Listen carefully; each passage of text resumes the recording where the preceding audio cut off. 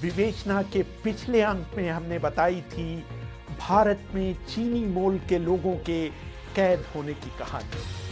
आज नजर डालते हैं 1962 में चीनियों ने कैसा सलूक किया था भारतीय युद्धबंदियों के साथ।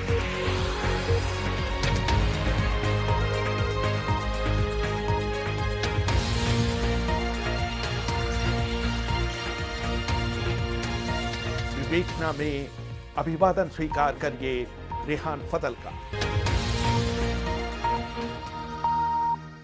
पहाड़ी रास्तों पर 2 दिन लगातार चलने के बाद ब्रिगेडियर परशुराम जॉन दलवी को एक खुली सी जगह नजर आई। वो सबसे आगे चल रहे थे, उनके पीछे उनके 7 साथी थे। वो ज्यों ही सकरे से रास्ते पर दाखिल हुए, उन्होंने अपने आप को एक चीनी इन्फेंट्री कंपनी के बीच पाया। उसी समय उन्होंने देखा कि करीब 1 दर्जन बंदूकों की नालें उन्हें घूर रही हैं। ब्रिगेडियर दलवी ने अपनी घड़ी पर नजर डाली। 22 अक्टूबर 1962 की सुबह के ठीक 9:22 हुए थे। वो और उनके 7 साथी चीन की पीपल्स लिबरेशन आर्मी के बंदी बन चुके थे। अब वो चेहरे पर चेचक के दाग वाले एक कड़क चीनी कैप्टन के रहम पर थे। ब्रिगेडियर दलवी अपनी किताब हिमालयन ब्लंडर में लिखते हैं, पिछले 66 घंटों से मैंने कुछ नहीं खाया था। मैं 10,500 फीट की ऊंचाई से ऊपर 18,500 फीट की ऊंचाई तक चढ़ा था और फिर 10,500 फुट नीचे एक जलधारा की तरह उतर आया था। मैं थक कर चूर हो गया था और भूखा था। मेरी दाढ़ी बढ़ी हुई थी। झाड़ियों के बीच चलते रहने और कांटेदार ढलानों पर फिसलने के कारण मेरे कपड़े तार तार हो गए थे। ब्रिगेडियर दलवी को चीनियों ने तिब्बत में सेथांग कैंप में भारतीय सैनिकों से बिल्कुल अलग एकांतवास में रखा था। हमेशा महफिलों की शान रहने वाले दालवी कुछ दिनों में ही डिप्रेशन के शिकार हो गए थे। हफ्तों बाद उन्हें एक कलम और लिखने के लिए कुछ कागज दिए गए थे। उनके बेटे माइकल दलवी बताते हैं, खाने में उन्हें दिन के दोनों समय आलू दिया जाता था। हाँ, क्रिसमस की रात को उन्हें चिकन खाने को दिया गया था। उन्होंने वो चिकन चीनी सैनिकों के साथ बांट कर खाया था। महीने में एक बार उनके बाल काटे जाते थे। उनकी हजामत बनाने के लिए रोज एक नाई आता था। चीनियों को उन पर विश्वास नहीं था कि वो उन्हें खुद अपनी हजामत बनाने दें। अप्रैल 1963 में सारे भारतीय युद्धबंदियों को बीजिंग शिफ्ट कर दिया गया। चीनी सरकार की कोशिश थी कि उन बंदियों को मे डे की परेड में हथकड़ियों और बेड़ियों के साथ चीनी जनता को दिखाया जाए। ब्रिगेडियर दलवी के कड़े विरोध के बाद चीनियों ने यह विचार छोड़ दिया। ब्रिगेडियर दलवी की तरह कर्नल के तिवारी इतने भाग्यशाली नहीं थे। बाद में मेजर जनरल बने कर्नल तिवारी ने अपनी मौत से पहले अपने पांडिचेरी के घर में उस लड़ाई को याद करते हुए मुझे बताया था। गिर गया था, मैं बूटों से मारा, जूते से, राइफल बट से मारा। एक वुंडेड था जवान, उसके इंटेस्टाइन्स बाहर थे। उसने देखा कि मेरे को पहचाना उसने कि इंडियन है, तो मुझे कहता साहब पानी। तो मैं एकदम उठा उसको हेल्प करने के लिए कि वाटर बॉटल को मिल जाए। तो लेफ्टिनेंट टाउन ने मेरे को मारा राइफल बट से। You shut up, you peep stupid, who gives you order to do this? We know what to do. I said, he's dying, can't you see? एक चीनी अफसर ने मेरी वर्दी पर लगे रैंक को देख लिया था और वो मुझसे बहुत बेइज्जती से पेश आ रहा था। मेजर जनरल तिवारी ने मुझे आगे बताया, मुझे पहले 2 दिनों तक एक अंधेरे और सीलन भरे कमरे में रखा गया। उसके बाद कर्नल रिक को मेरे कमरे में लाया गया, जो बुरी तरह से घायल थे। हमें नाश्ता सुबह 7 से 7:30 बजे के बीच मिलता था। दोपहर के खाने का समय था 10:30 से 11 बजे तक। रात का खाना 3 से 3:30 बजे के बीच दिया जाता था। जिन घरों में हमें ठहराया गया था उनकी खिड़कियां और दरवाजे गायब थे। शायद चीनियों ने उनका इस्तेमाल ईंधन के तौर पर कर लिया था।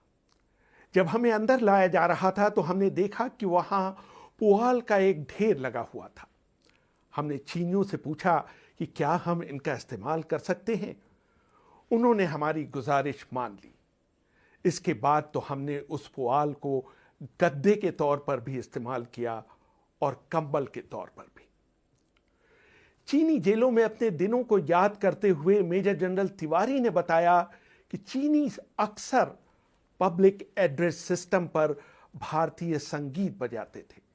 एक गाना बार बार बजाया जाता था, वो था लता मंगेशकर का आजा रे मैं तो कब से खड़ी इस पार। कब से खड़ी इस पार, ये अखियां थक गई पंख निहार, आजा रे। ये गाना सुनकर हमें घर की याद सताने लगती थी। हमें उस समय बहुत आश्चर्य हुआ जब एक दिन एक चीनी महिला ने आकर हमें बहादुर शाह जफर की कुछ गजलें सुनाई। शायद ये उर्दू बोलने वाली महिला लखनऊ में कई सालों तक रही होगी। 1962 के युद्ध में चीन ने भारत के 3,942 युद्धबंदी बनाए थे, जबकि भारत के हाथ चीन का एक भी युद्धबंदी नहीं लगा था। भारत ने 1951 में युद्धबंदियों से संबंधित जिनीवा समझौते पर दस्तखत किए थे, जबकि चीन ने जुलाई 1952 में इस समझौते को मान्यता दी थी। कुरुक्षेत्र विश्वविद्यालय में प्रोफेसर रहे सुरेंद्र चोपड़ा ने Indian journal of political science के अक्टूबर 1968 के अंक में Sino Indian border conflict and the treatment of prisoner of war शीर्षक से एक लेख लिखा था, जिसमें उन्होंने चीन में रह रहे एक भारतीय युद्धबंदी को कहते हुए बताया, जिस दिन मुझे पकड़ा गया वहां मेरे साथ 15-16 और घायल सैनिक थे। उनको डॉक्टरी सहायता की तुरंत जरूरत थी। वो दर्द में चिल्ला रहे थे, लेकिन चीनियों ने उनकी तरफ कोई ध्यान नहीं दिया। किसी भी घायल को पहले 48 घंटों में खाने के लिए कुछ भी नहीं दिया गया। उनकी दर्द भरी अपील के बावजूद उन्हें पानी की एक बूंद तक नहीं दी गई। ये जिनीवा समझौते की धारा 12 और 15 का घोर उल्लंघन था। इसके अलावा वरिष्ठ अधिकारियों की हर जगह बेइज्जती की गई। एक वरिष्ठ अधिकारी ने एक हलफनामे में कहा, चीनियों ने हमसे बार बार कहा कि अब हम अफसर नहीं रहे। उन्होंने हमारे जवानों से कहा कि उन्हें अपने अफसरों को सैल्यूट करने की कोई जरूरत नहीं, बल्कि उन्होंने जवानों को अपने अफसरों के प्रति असम्मान दिखाने के लिए बढ़ावा दिया। जब भी हमारे जवान हमें सैल्यूट करते, चीनी उन पर चिल्लाते और कहते कि इनमें और तुम में कोई फर्क नहीं है, ये भी तुम्हारी तरह युद्धबंदी है। इसका एकमात्र उद्देश्य था हमारे सैनिकों में अनुशासनहीनता को बढ़ावा देना। हमसे हमारे जवानों के सामने राशन, ईंधन और पानी उठवाया जाता और कैंप में झाड़ू लगाने के लिए कहा जाता। कुछ जवानों पर चीनियों की इस मुहिम का असर भी पड़ा। 2 राजपूत के मेजर ओंकारनाथ दुबे को नामकाछू की लड़ाई में 16 गोलियां लगी थी। घायल हो जाने के बाद चीनियों ने उन्हें बंदी बना लिया था। उनके साथ 70 जवान लड़ रहे थे, जिसमें से सिर्फ 3 जीवित बचे थे।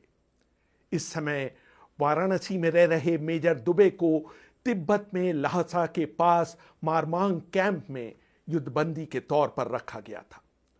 उन दिनों को याद करते हुए मेजर ओंकारनाथ दुबे बताते हैं, टूटे हुए घरों में ही अस्पताल बना दिया गया था। वो नाम का ही अस्पताल था। वहां एक्सरे की कोई सुविधा नहीं थी। वहीं मेरे शरीर से 15 गोलियां निकाली गई। जब मैं जनवरी 1963 में भारत वापस लौटा तो 16वीं गोली भारतीय सेना के डॉक्टरों ने निकाली। खाने के लिए अस्पताल था, लेकिन हॉस्पिटल की फैसिलिटीज वहाँ कोई नहीं थी। अब इसी से अनुमान लगाइए कि हमारे ऑपरेशन करने के बाद जो गोलियां निकाला तो जो पट्टी और गाज होता था उसी को गर्म करके सुखा करके दोबारा इस्तेमाल करते थे। मेजर दुबे आगे बताते हैं, हमें सोने के लिए एक चटाई दी गई थी जिस पर बिछाने के लिए बहुत पतला गद्दा दिया गया था। जमीन पर सोते थे भाई, वहाँ चारपाई मिलने का सवाल नहीं था। मैट्रेस मिलती थी वही बिछा लेते थे। एक बड़ी रजाई होती थी जिसमें 4-5 आदमी अपना पैर डाल करके इकट्ठा सोते थे। खाना तीन बार मिलता था। एक पहले ब्रेकफास्ट का खाना मिलता था, चाय नहीं मिलती थी भाई, वही गुड़गुड़ टी मिलती, वो चाइनीज टी है उसका नाम। खाने में एक कटोरी चावल और लोकल जो वहाँ खाने की घास होती है उसकी सब्जी। ब्रिगेडियर अमरजीत बहल 1962 में सेकंड लेफ्टिनेंट के पद पर काम कर रहे थे। ब्रिगेडियर बहल ने मुझे बताया था हमारी सारी गोलियां खत्म हो गई थी, इसलिए हमें न चाहते हुए भी युद्धबंदी बनना पड़ा। चीनी सैनिकों ने मेरे सिर पर पिस्तौल का बट मारा और मेरी पिस्तौल छीन ली। फिर मुझे शेन ई युद्धबंदी शिविर में पहुंचाया गया। इस कैंप में करीब 500 युद्धबंदी थे। भारतीय जवान ही हमारा खाना बनाते थे। इसका एक फायदा मुझे यह हुआ कि मुझे सुबह सुबह फीकी ब्लैक टी मिल जाती थी। खाने में हमें दोनों वक्त रोटी, चावल और मूली की सब्जी ही दी जाती थी। वहां हर समय गूंज रहा है चारों ओर हिंदी चीनी भाई भाई, ये गाना बजता रहता था। ये गाना सुन सुनकर हमारे कान पक गए थे। ब्रिगेडियर बहल ने आगे कहा, युद्धबंदी के तौर पर सैनिकों के साथ सख्तियां भी होती हैं और मार पिटाई भी। मेरे साथ भी ऐसा हुआ। सख्ती तो होती है, ज्यादती भी होती है। 2-4 थप्पड़ अप्पड़ लगा देना तो नॉर्मल चीज है। और मैं तो यंग बॉय था, I could take it in this stride. और इंटेरोगेशन उनकी बड़ी अजीब की किस्म थी। उनको इंडियन आर्मी के बारे में सब कुछ पता था। वो पूछते क्या थे कि आपके जवानों के साथ क्या रिलेशंस हैं, आपके सीनियर ऑफिसर्स के साथ आपके कैसे रिलेशन हैं। जो हम हमेशा बोलते थे कि we are the best of friends, we are most cordial to each other. और इंटेरोगेशन में ऐसे ही सवाल पूछते थे, या वो हमें बतलाना चाहते थे कि we are stooges of Chinese American, which is wrong. फिर वो दिन भी आया जब बहल और उनके साथियों को छोड़ने का ऐलान हुआ। बहल याद करते हैं, ये सुनकर हमें इतनी खुशी हुई कि समय काटे नहीं कटता था। जब पता लगा कि हमको रिपैट्रिएट करने वाले हैं तो मैं यही कह सकता हूँ, को लगता था कि बस दुनिया की सारी खुशियां मेरे हाथ में आ गई हैं। हमें तकरीबन 20 दिन पहले बतला दिया गया था कि वी विल बी रिपैट्रिएटेड, और 20 दिन ये तकरीबन 20 महीनों की तरह गए। और हम लोग बुमला में रिपैट्रिएट हुए और उस वक्त उतर के भारत माता को चूमा और बोला, मातृभूमि ये देवदुर्लभा भारत भूमि हमारी, और कुछ नहीं बोला। रेहान फजल, BBC, दिल्ली।